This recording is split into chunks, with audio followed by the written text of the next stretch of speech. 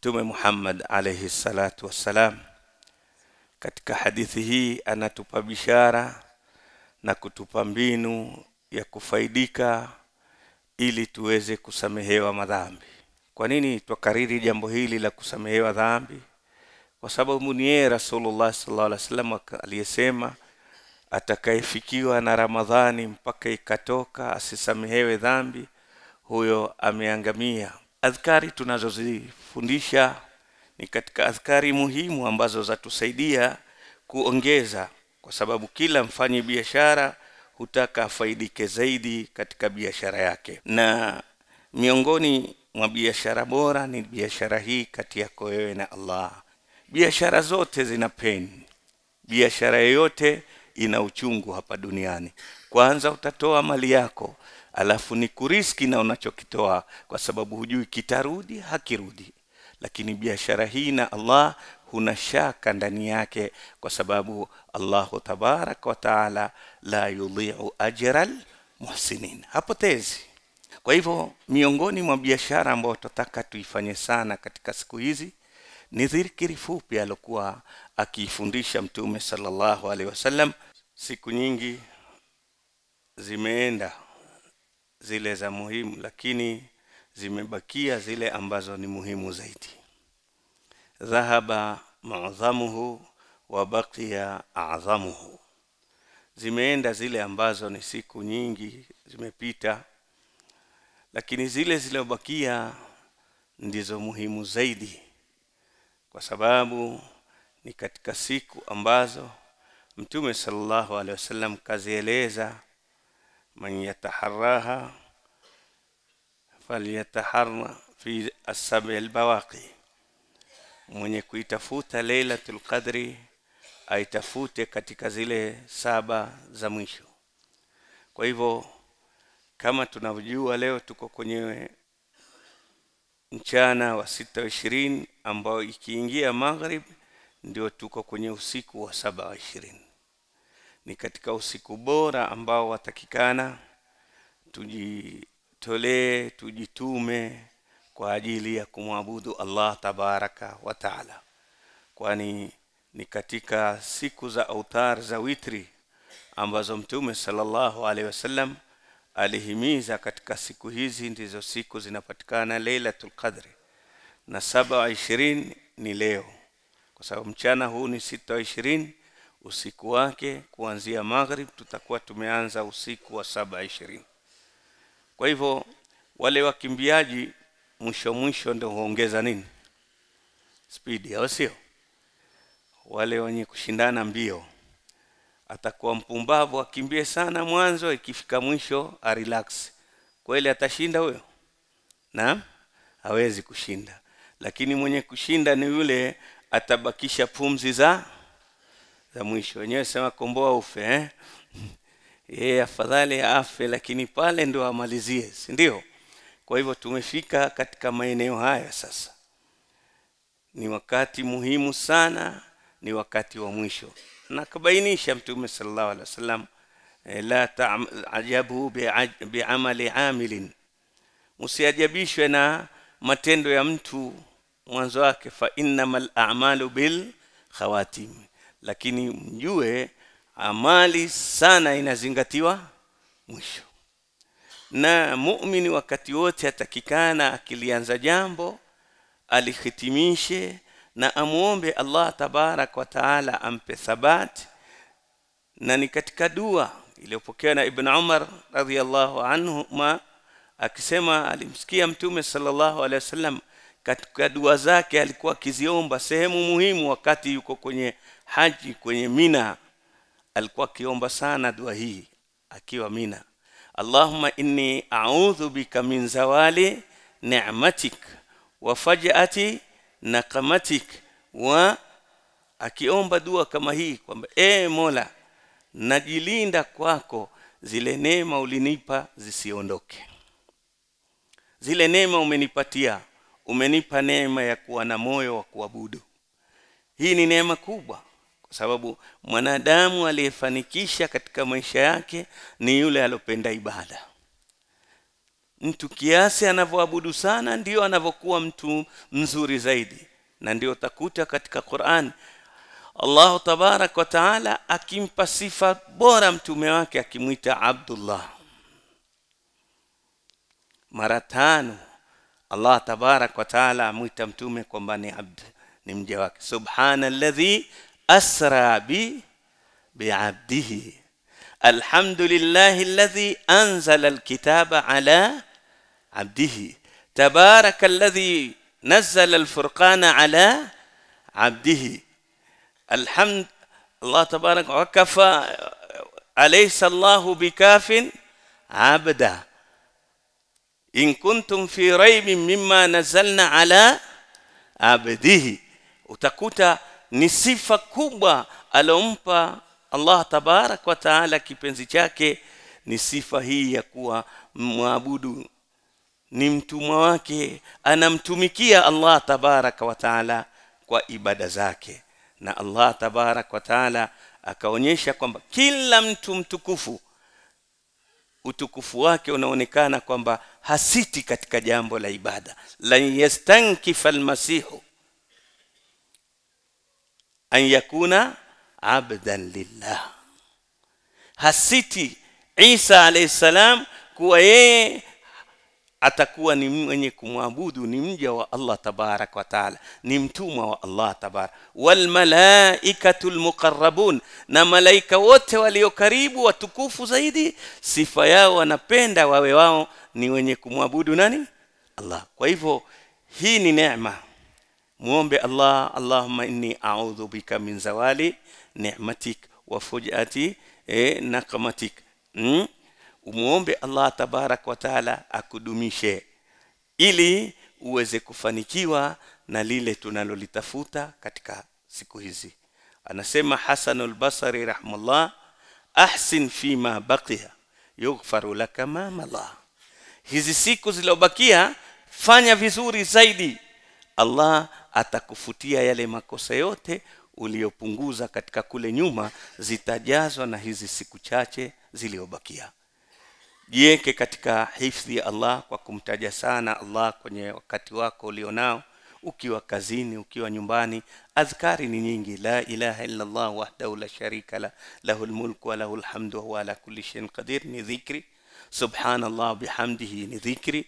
Ukisema subhanallah walhamdulillah la ilaha illa Allah Allahu akbar la hawla wala quwwata illa billah, umebahatika na leo yamekusanyika mazuri yote. Leo ndio siku mchana ambao Mtume sallallahu alaihi wasallam asema akthiru salata alayya, zidisheni kuniswalia mimi. Mswalie sana Mtume Muhammad sallallahu alaihi wasallam, Allah atufanyie wepesi wa kuidiriki Lailatul Qadri. Mtume Muhammad alayhi salatu wassalam katika hadithi hii anatupa bishara na kutupa mbinu ya kufaidika ili tuweze kusamehewa madhambi. Kwa nini tukariri jambo hili la kusamehewa dhambi? Kwa sababu ni yeye Rasulullah sallallahu alaihi wasallam aliyesema atakayefikiwa na Ramadhani mpaka ikatoka asisamehewe dhambi, huyo ameangamia, pua yake mingia mchanga. Raghima anfu thalath man adrakahu Ramadhan falam yughfar lahu, mmoja ni yule atakayekutwa na Ramadhan na asisamehewe. Sasa katika njia za kutengeneza barabara ya kusamehewa madhambi ni adhkar.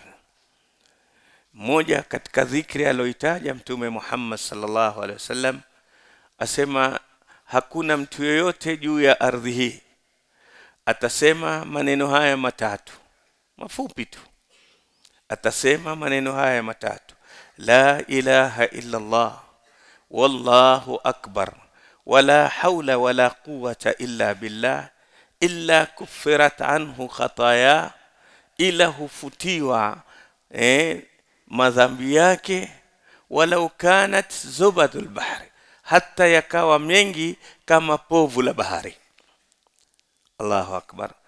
Angalia neema tulionayo katika dini hii, na ndio Allah tabarak wa taala akasema wa atmamtu alaikum ni'mati, ametutimizia neema zake.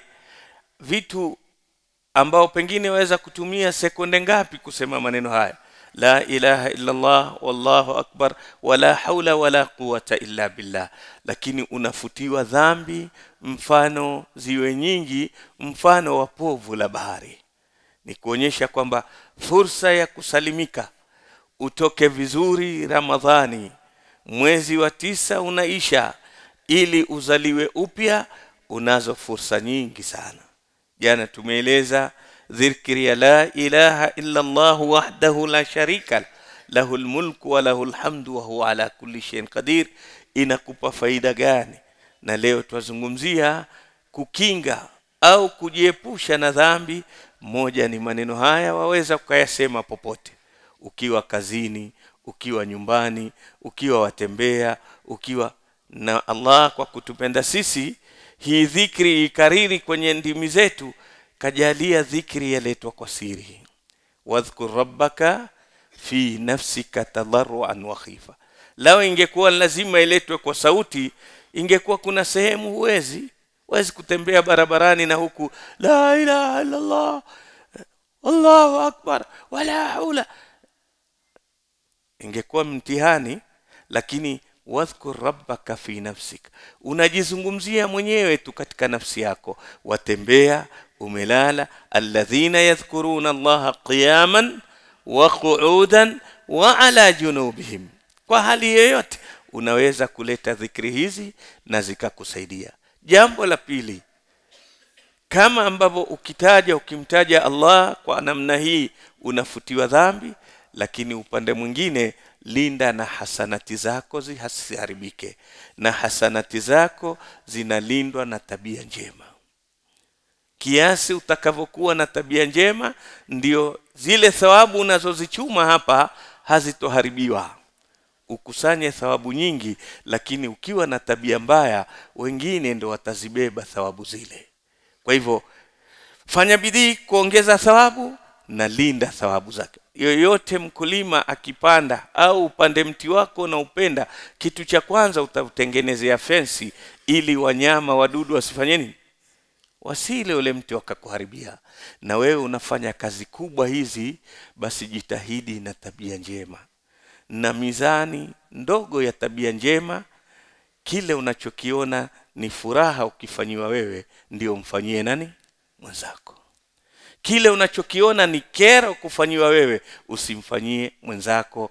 Hapo utakuwa unaishi na tabia njema. Fursa hii bado tuko nayo. Kama tunavyosema, dhahaba mu'dhamuhu wa baqiya a'zamu. Zimeenda siku nyingi za Ramadhani, lakini zimebaki siku bora za Ramadhani.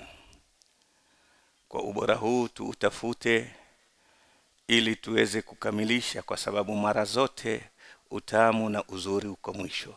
Khitamuhu misk wa fi dhalika falyatanafasil mutanafisun. Basi tusiseme la tumemaliza 7:20 tumemaliza, la.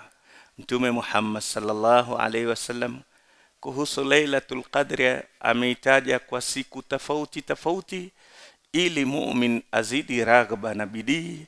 Liwe kumi lote amelitekeleza katika kumridhisha Allah na kuyafanya mazuri, kwa sababu Lailatul Qadri ilikuwa ikitangatanga. Yani wale wanakuja wageni tarehe hii, mara nyingine wanakuja tarehe ile, mara nyingine wanakuja tarehe ile, na yule mwenye tamaa ya jambo huwa hachoki wala havunjiki moyo, bali kila leo huwa akisema leo ndio siku yangu ya kufaulu katika mambo yangu. Adhkari tunazozifundisha ni katika adhkari muhimu ambazo zatusaidia kuongeza, kwa sababu kila mfanyi biashara hutaka afaidike zaidi katika biashara yake. Na miongoni mwa biashara bora ni biashara hii kati yako wewe na Allah. Allah tabarak wa taala sema, hal ya ayyuhalladhina amanu hal adullukum ala tijaratin tunjikum min adhabin alim tu'minuna billahi wa rasulih wa tujahiduna fi sabili bi amwalikum wa anfusikum dhalikum khairul lakum in kuntum ta'lamun. Siwaambieni biashara ambayo biashara hiyo itawaokoa na uchungu, adhabu yenye uchungu. Biashara zote zina pain. Biashara yoyote ina uchungu hapa duniani. Kwanza utatoa mali yako, alafu ni kuriski na unachokitoa, kwa sababu hujui kitarudi hakirudi. Lakini biashara hii na Allah huna shaka ndani yake, kwa sababu Allahu tabarak wa taala la yudhi'u ajral muhsinin. Hapotezi.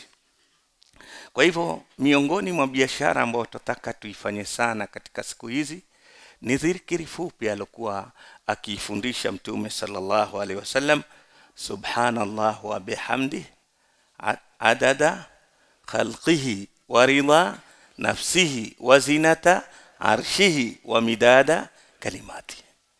Hii ni katika biashara muhimu sana, faida yake ni kubwa sana. Siku moja Mtume Muhammad sallallahu alaihi wasallam ametoka asubuhi akaenda kwa shughuli zake za da'wa, akachelewa sana.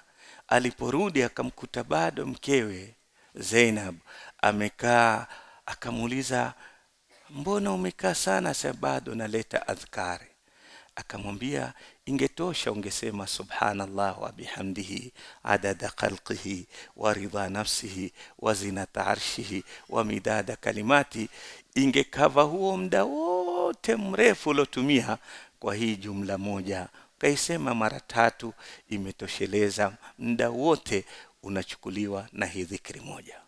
Kithirisha kuzungumza maneno haya, kuyataja maneno haya, kama ulivyokithirisha kusema la ilaha illa Allah wahdahu la sharika la mara 100, kama tulivyofundishana kusema Allahumma innaka afuun tuhibbul afwa fa'fu anna, kama tulivyofundishana kusema la ilaha illa Allah wallahu akbar wala haula wala quwwata illa billah. Leo tuongeza dozi hii, subhanallah wa bihamdi adada khalqi wa ridha nafsi wa zinata arshi wa midada kalimati. Wa sallallahu ala nabina Muhammadin wa alihi wasallam.